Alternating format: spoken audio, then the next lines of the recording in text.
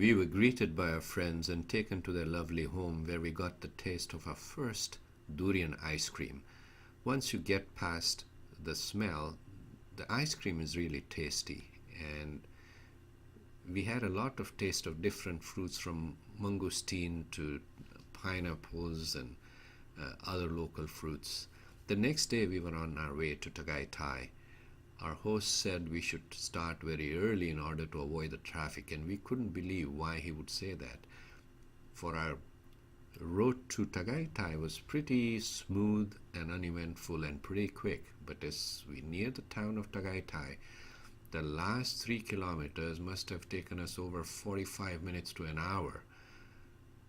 It was the first time that we experienced the traffic of what our host was talking about. But once we were there, he took us to a very nice scenic spot to have a closer look at the smaller volcano. The weather was beautiful, and all the colors stood out, especially the ones that we were wearing. The interesting thing about this volcano is that you have to think in terms of concentric circles of the target stores, which is a volcano that is in a lake within a volcano that is in the lake of the caldera of another volcano that is on the island.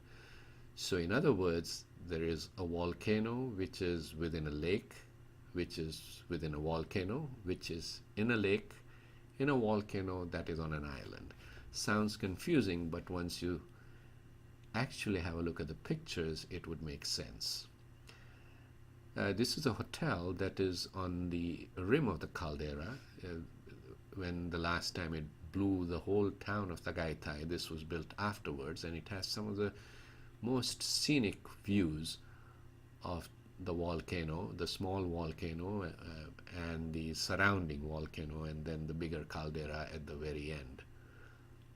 We just couldn't get enough of it, and we were just clicking away with whatever devices that we have, including the iPad. This is the last look at the panorama.